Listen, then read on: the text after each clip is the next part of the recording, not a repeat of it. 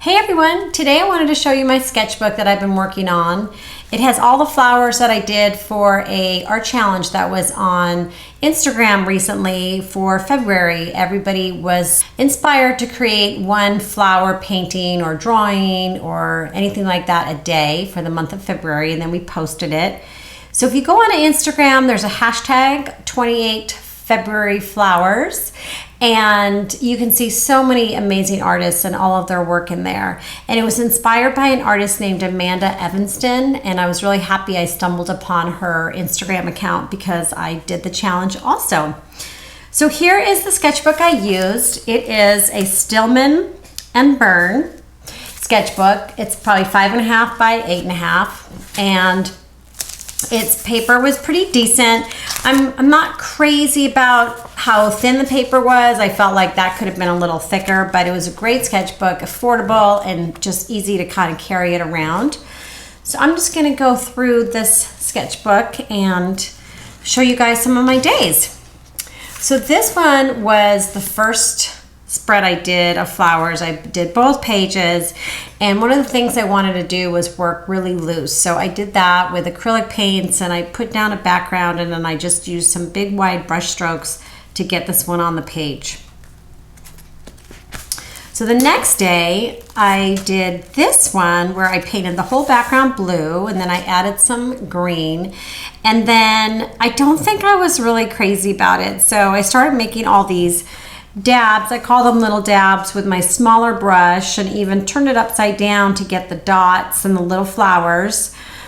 And then I ended up adding colored pencils on top of that. And funny enough, this one I think was the most popular out of all the ones I did. This was a background spread I didn't do anything on, so I'm not too sure what's happening here. One thing, which is maybe one of the reasons I had a harder time with the sketchbook, is because my pages got stuck together a lot. So in my new sketchbook, I'm actually adding pieces of brown paper in between my pages because a lot of these got stuck while I was doing it. The acrylics, are still a little maybe damp, and I think, any sketchbook that you have that you do some painting on, it would be a good idea to add a little either wax paper or tissue paper. So this one was an ink blot. What I started was I put some ink down here, and I went like this, and then I just opened it up, and then I created this pattern from the ink blot, and it reminds me of a forest, little river maybe, and some lotus flowers, which probably would never really happen in real life, but that's what's so great about doing art. You can do anything you want. So I did these flowers with a little small brush, little tiny strokes, and then added some pencil work in there as well. So this is a spread that I really liked, and I was kind of bummed at first with the paper ripping the way it did on this one because I really liked it. And then I thought, it is a sketchbook. It is supposed to be, something that you can carry around and not worry about too much. It's not precious, so I'm fine with it. And this is one where I did my sort of rosebuddy flowers first, like maybe ranunculus bulbs, and then I painted the background around them. So the background has a lot of movement to it now because of that. And I really like the teal and greens with the reds. I think they're really pretty like that. So let's see, on this spread, I was being loose with my brush strokes and maybe a little bit more like impressionism. I was just trying to do more marks, and I love how this one flower is so soft and subtle. And so I try to do that a couple times. And I think I really like this one. It's funny how, each spread I'll look back on and we'll see. This one was just with, you can see, let's see, can you see how thick that paint is? I don't know, it may be a little hard to tell, but this paint is really thick. And I just worked with brush strokes, and I think the background was done on here first. And then I went into some of the areas of these flowers, and I just added some darker colors to really give it a little depth. And that's what you can do, is just add some darkness in between your flowers and then add some lightness.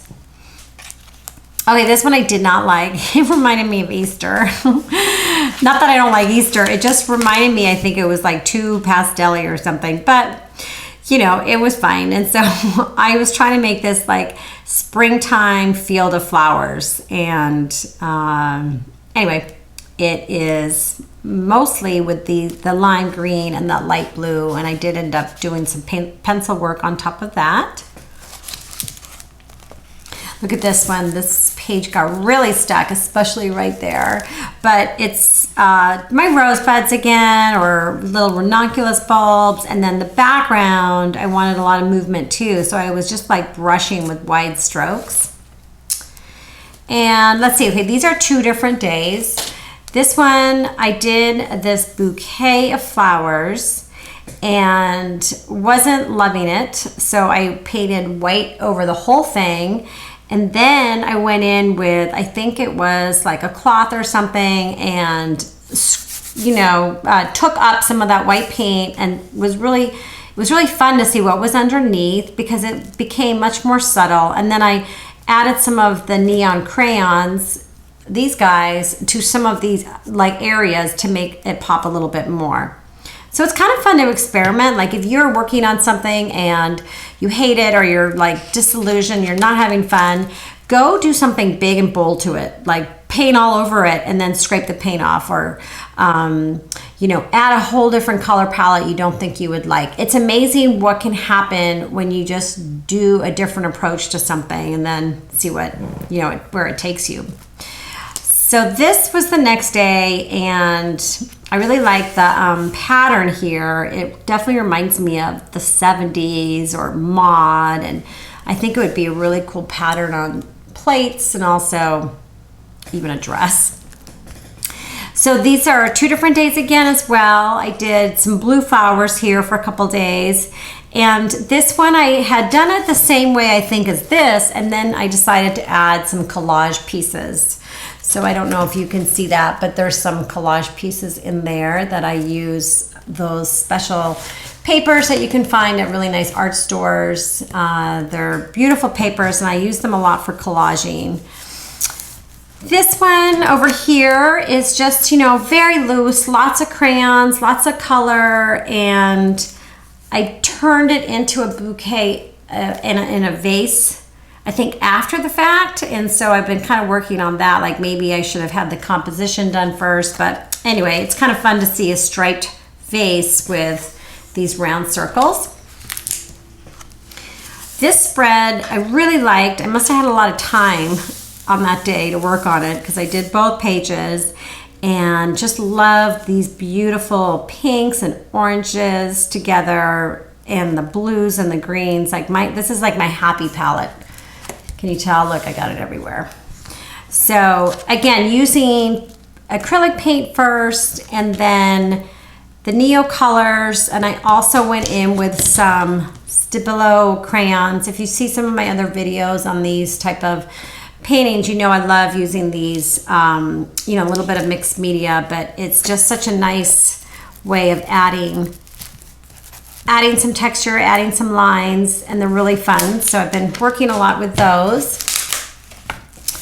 So I'm gonna do some California poppies. I'm not too sure what was going on here, but it was kind of fun. And then these were like the center focal point, and then I had the little buds that come up with the poppies. I should have probably written the dates on these. I have no idea. So I was trying to do that bouquet again in a vase with the striped vase. So that's sort of the flowers I was liking with the striped vase. So that one's kind of fun. And I really don't know what was going on here. So that one, maybe some African violets, and just, you know, just trying new shapes, I guess. I don't know if I love that one. And then I think this is, are we towards the end? I can't tell where we are in the month, but I did most of this with the crayons. I think I did some color pencils in here, so that was kind of fun. Like the magnolia trees were in bloom then. So this was a spread where I was gonna do the whole spread, and I think I ran out of time. So this is what a spread would look like underneath. and I would paint it, and then I would whitewash it over, and then I would add the crayons on top of it. So that's what this looks like. And you know, it's kind of interesting to see what an underneath would look like. So here's another one with some round little flowers again. And this was my blue version of the pink version I really liked. So that was really fun. I really liked, you know, the blues and this light blue together and the greens. So pretty. Another one with some round flowers going on. This was mostly crayons. Must be really into the ranunculus bulbs. I just planted a whole bunch when I was doing these too, so it was on my mind. So here's another spread where this look and feel is under here. So I did the whole spread, made it really abstract, and then kind of went into this one page and really started to form the composition of the bouquet and the vase. It's another one-day job. I painted these flowers and then I blue dry it, and then I used the crayons, and what happened was it was too hot. And so my crayons started to kind of peel a little bit, which is kind of fun if you want that sort of look and texture, but you know, I guess another way of experimenting. I didn't know it would do that, but they literally melted, and then that happened. So this is actually one of my favorite pages because I really love the two colors together. They'll probably be on my next painting because I just love the green and the red and the violet. So pretty, and just would make such a great pattern for fabric. That's not much. And then this was my last one that I did, which was mostly all paint. And towards the end of February, my whole family got sick with that chest cold, and I was really struggling. So there you have it. But it was a great challenge to do. It was so much fun, and I love art challenges, but it's also a great way to just doodle and have fun. And I have other sketchbooks I'm working on now, but I am so glad I did this challenge. I'll definitely do it again next year. I love drawing and painting flowers. So if you get a chance, if you're on Instagram, just type in that hashtag 28 February flowers and check out some beautiful art from other artists. And I hope you guys have a fantastic day, and thanks for watching.